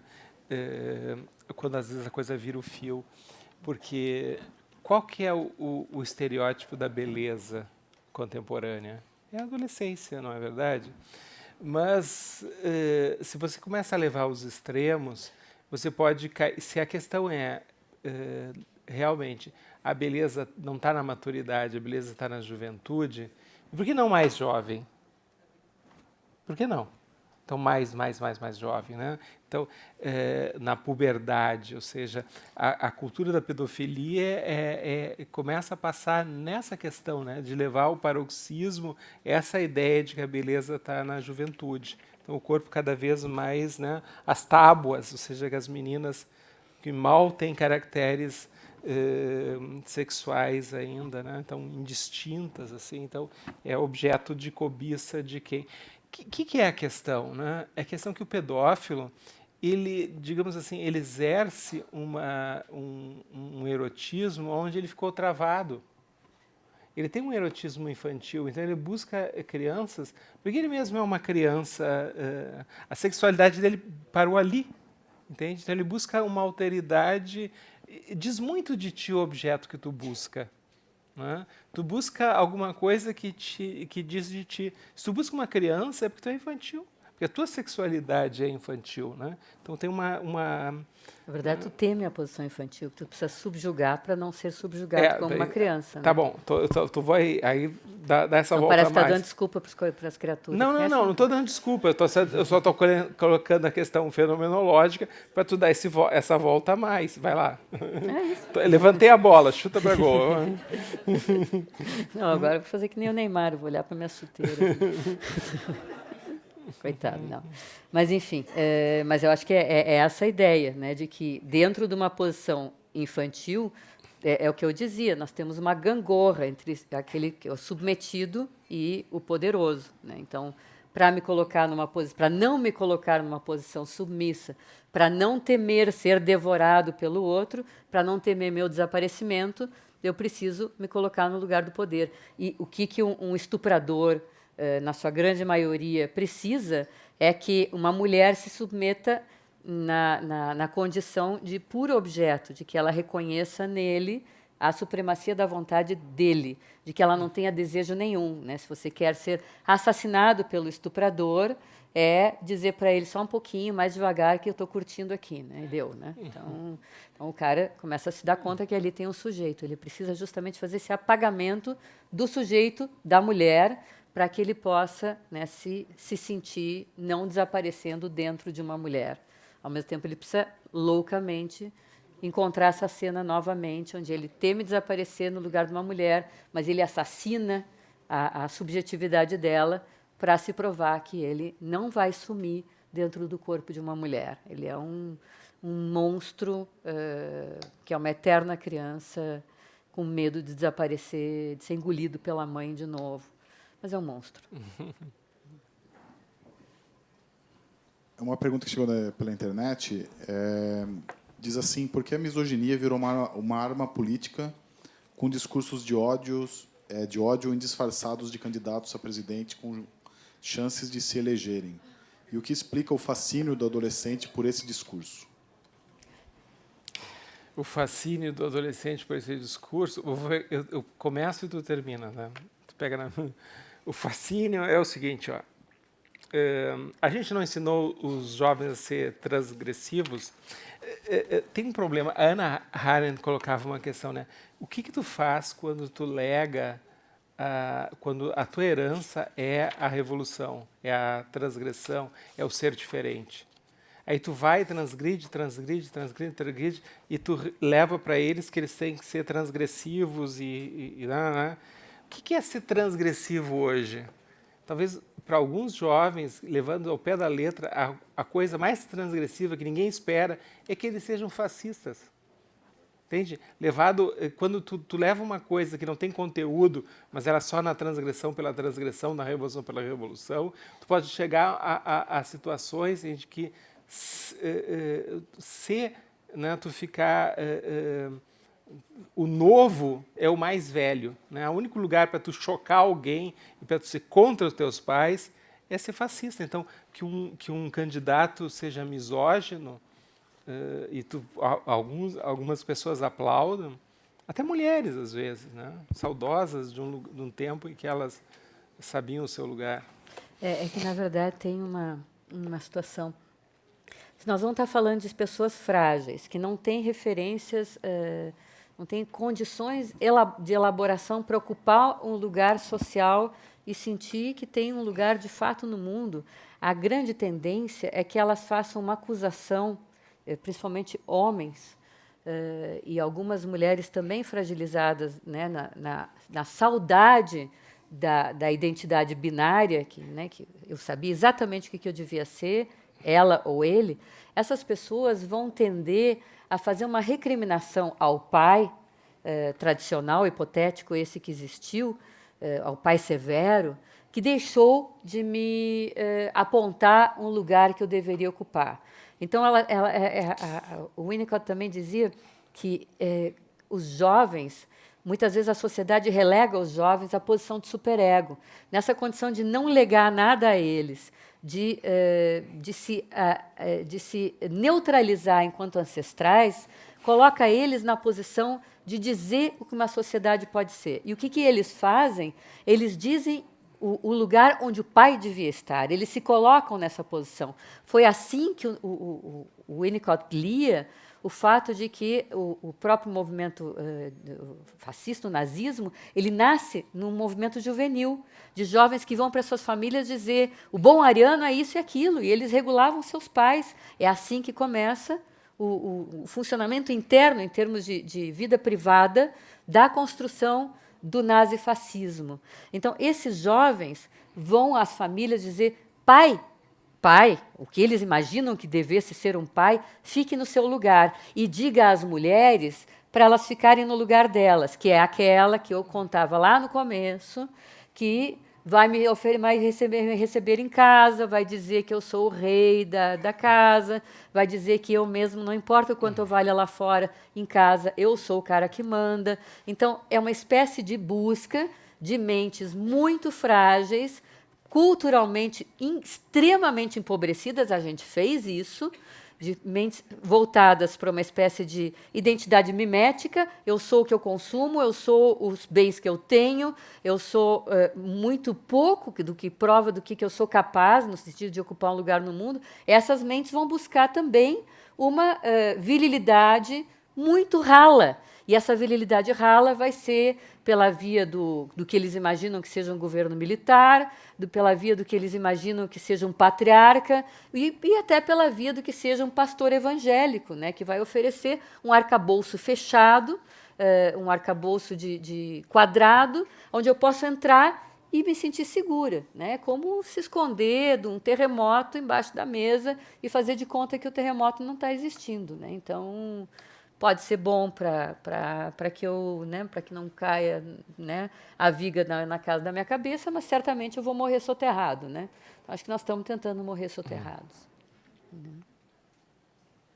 Infelizmente, chegamos no fim das gravações desse programa, mas gostaríamos de perguntar para a Diana e para o Mário, tem alguma, depois desse ciclo de palestras, vocês gostariam de fazer algumas conclusões, tirar algumas conclusões, depois dos debates todos, vocês gostariam de fechar de alguma forma para a gente poder chegar à conclusão? Giancarlo, você devia ter nos avisado que ia fazer essa pergunta. Mas eu acho que sim. Então, vai lá. Não, acho Eu que só queria agradecer. o mais importante é a gente se dar conta que crianças ou adolescentes não se constroem a partir do que a gente diz. Elas se constroem a partir do que a gente faz e do que a gente é e do que a gente realmente acredita. Então, sermão não adianta. O que adianta é exemplo. Né? Então... Não, e outra coisa, né, que a gente escreveu esse livro com uma postura bem clara, né, e eu acho que aqui chegado aqui foi muito bom, tem uma série de perguntas, porque é uma coisa em aberta. A adolescência não acabou. Ninguém vai escrever uma tese sobre a adolescência, porque é um fenômeno que está em vigor. O jogo não acabou. Mas a gente precisa entender o jogo enquanto ele está andando, certo? Então, as teses são muito provisórias. E vir aqui, escutar as perguntas, falar com vocês, nos ajuda a seguir pensando a questão da adolescência. Mário explica o que é. Quando a gente escreveu o livro, a gente sempre tem a gente escreve esses livros brigando, né? Uhum. E o Mário disse, a adolescência é um fenômeno proteiforme. Eu disse, Mário, eu não sei que diabo é proteiforme. Como é que tu vai pôr essa palavra no livro? Eu disse, se tu não sabe, eu não vou deixar de usar uma palavra que... Então, explica o que é um fenômeno proteiforme para as pessoas.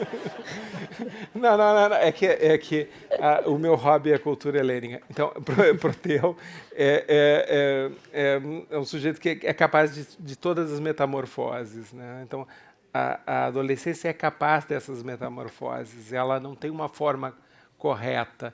Ela é capaz de você pensa que vai...